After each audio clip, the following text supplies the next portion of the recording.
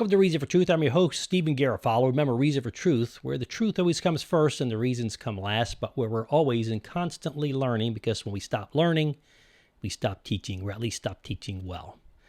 Today's truth is simply that friendship in this world, I mean true friendship, is very rare, and it's very, very difficult at times to find. Very difficult. I think we live in a time that, we live in a time that goes fast with technology, so we have less time to spend with each other because we're more self-dependent on devices and technology. We can easily just entertain ourselves with a computer program or getting online or getting on our phone. Whereas the old days, you kind of said, man, I'm getting kind of bored. I'm going to go hang out with my friends, hang out with my wife, and just be with each other, go have a cup of coffee. People, if you've listened to my channel for any period of time, you know that my dad's from Italy, my mom's Italian, and as Italians, we just love to be. We don't need a clock to tell us when it's over. Although if you got to go to work tomorrow, I am Americanized, and we have to get up and go to work. But as such, friendships are difficult to find today. I'm part of an organization through my son's group and met some great guys, really great guys, not from the north. A lot of these guys are from the south. And it's amazing how a few of these guys that are just some of the most genuine, godly men, are the real deal. And I appreciate that. And I explained to them, we were on a trip. We were backpacking up in Table Rock, South Carolina this past week. And I was explaining to one young man, I said, yeah, I have my buddy coming into town, Michael Keating, and our families have known each other a little over over 55 years. I said, when my mom went in the hospital, I stayed in his room for 6 months. And he went and shared a room with his brother. That's friendship. He took me to my first Bible study. Before that, even, how about Kenny, my best friend from kindergarten? Most people can't remember anything about kindergarten. We're still really good friends, really good friends. We don't talk as often as we like. But he stood, and there was a group of men that stood by my side as the groomsmen in my wedding. And those men, I don't think any of them I've known for less for 30 or 40 years. Certainly 30, probably starting in college. Mike Amy, great buddy. And Greg. Greg's kind of gone off radar, sadly, break my heart. But hey, that's the one that's strayed from the pack, and breaks my heart because he's a guy I love dearly. But Mike and I still keep in touch. And I remember the day he met his wife for the second time, taking her to his prom, and we were training people in a hotel outside of, just right next to NASA, right where the spaceships and all that, in Greenbelt, Maryland. His wife came in for training. You know, we pretty much did life together for many years. My mom knows these men deeply. Always welcome in an Italian home to eat food. And but these guys are precious to me. Mike Waters, great man, got him hooked up, and he was in California. He said, Steve, I want to get a job in IT in Washington, D.C. I got him a very humble job answering the phones. This is back in the 90s. And he ended up pulling a laptop out of the garbage can, taught himself how to run the local area network. Then he went to work with UUNet. It's pretty amazing. The man now has his own business. We're dear friends to this day. He's a little harder to get hold of, but I understand that. But at the end of the day, there's just a handful of men you call friends. Now, in the New Year's since I've moved to Charlotte, North Carolina, I've been here 20 years. My buddy James, now we're like brothers, man. We talk almost every day. James is, we have just the best time. We talk godliness. Met him at church, all places, and came to my class that he really liked, kept, sharing my books with others. And finally I started giving some to him because he was buying too many of them. But James and I, we're like a dear friend, man. Love him like a brother. He's the first guy in many decades who's fallen into that space, at that deep center space. Why do I tell you all this about my life? Because you too can have great friends. The Bible's very clear, and it gives you the footprint or the blueprint.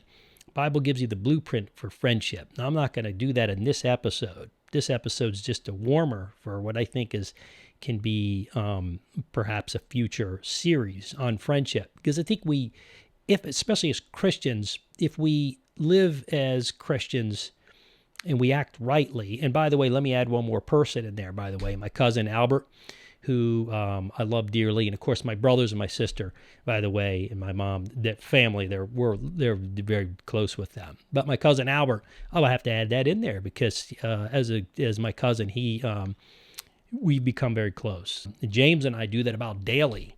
And we'll call each other up we just say stupid stuff. And it's great. We have the best time doing it. And then we get into these deep conversations, which, by the way, I'm waiting now to end this episode, and I'm going to call him back. We're talking deeply about deep stuff, God stuff, where the world's going stuff. And we're on the same page, man. Why? Because we both read the same pages out of the same book called the Bible. He's got a beautiful wife, beautiful son, that he puts them as number one just below God. And I do the same. I hope my wife keeps me on track. But these are the things that are important. What's sad to me is that within the Christian body, I've seen as of late, and it's seem to be getting worse, and I want to talk about this, is the sense of competition, having to share, hey, I've got this, you don't have that. I have more than some of my friends have, and I have less than some of my friends have, and I'm happy for what they have.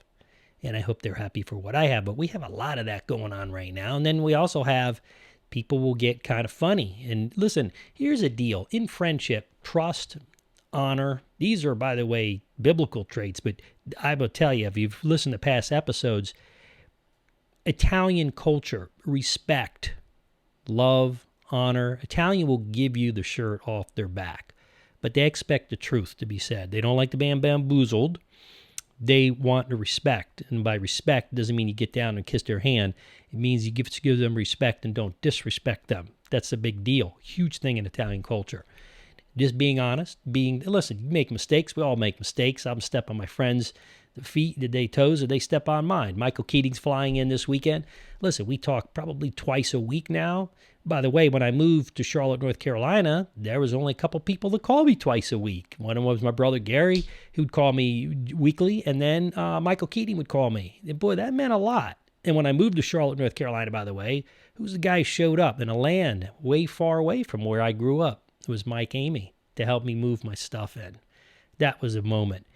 But you know what? We've always been there for each other. All of us have been there for one another in a very crucial period of time. And what I'm sad to say is I see that people see that, and this shouldn't be happening in the church. There shouldn't be selfish ambition. If you want to compete against the enemy, but compete together as on the same team. You want to compete, that's how you compete. Don't compete with one another. Some people, well, that's American culture. Well, if that's American culture, I'm going to say it right now, that stinks. There's lots of competition, and competition has its space. But when you put it within the biblical body of Jesus Christ, we call it competition.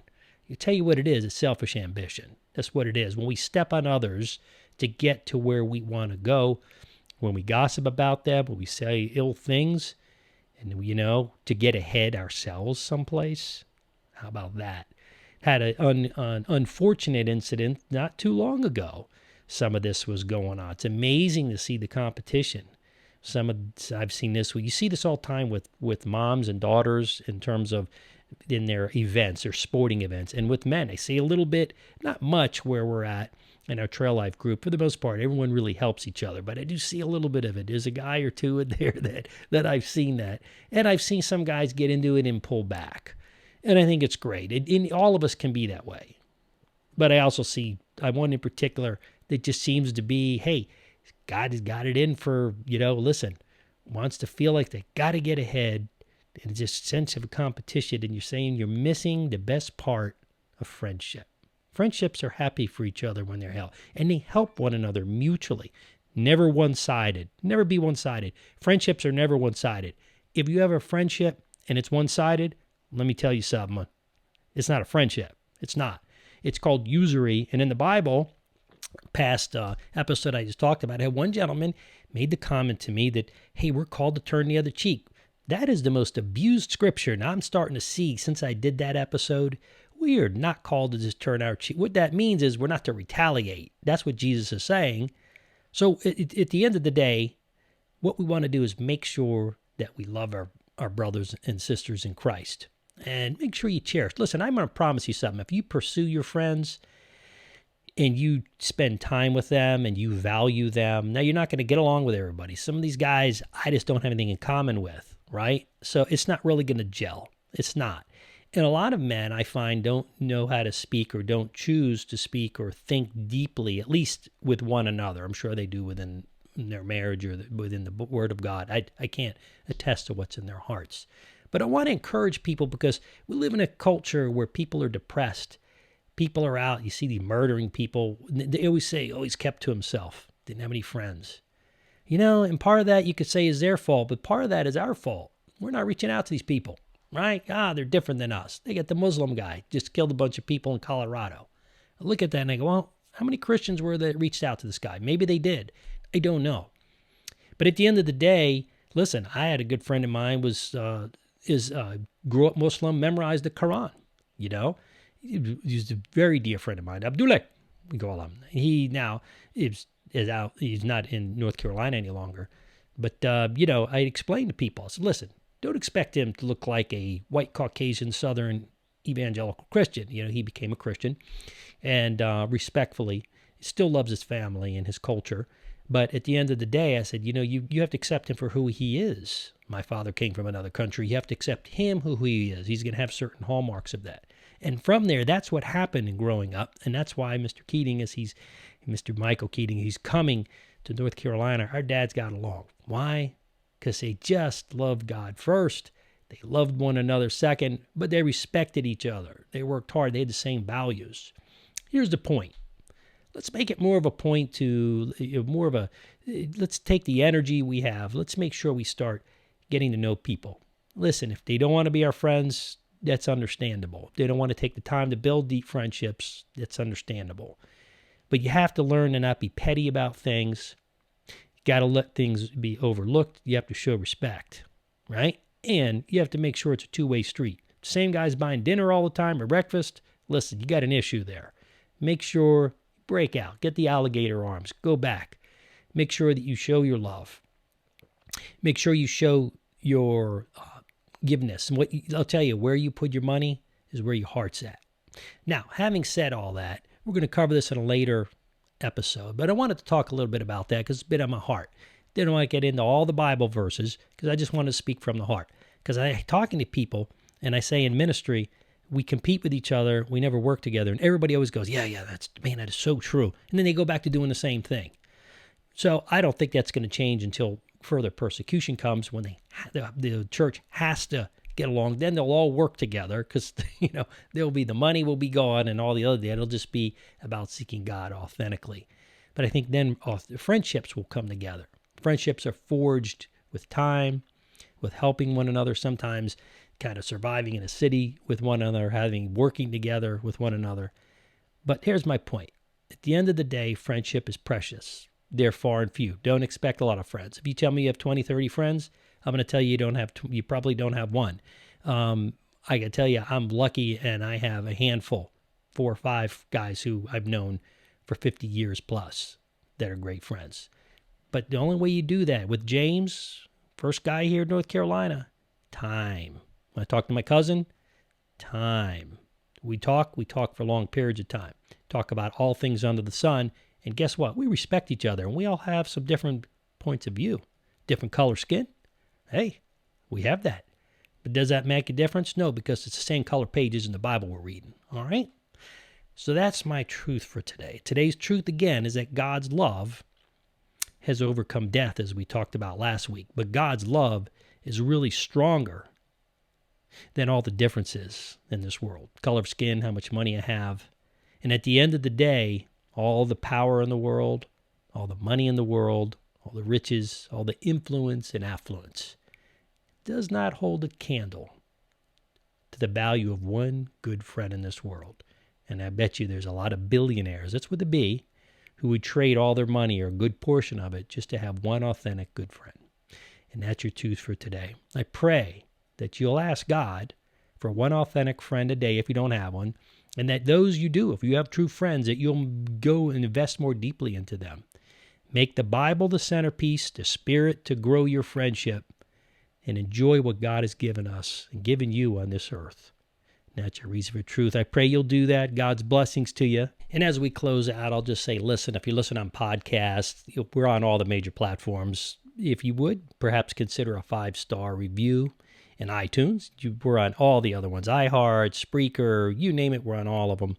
But that's podcasts. That's wonderful. We appreciate that. We have people all over the world that are God is using this ministry for, and I'm very thankful that. And if you're listening in these countries, thank you for tuning in and entrusting your hearts and minds and your time to listen to me and Reason for Truth. Now you're listening on YouTube. That's growing pretty quickly. I want to thank you for tuning in and ask you to do two things. Well, I want to tell everyone, number one, tell your friends about us, but two things in YouTube. Number one, subscribe.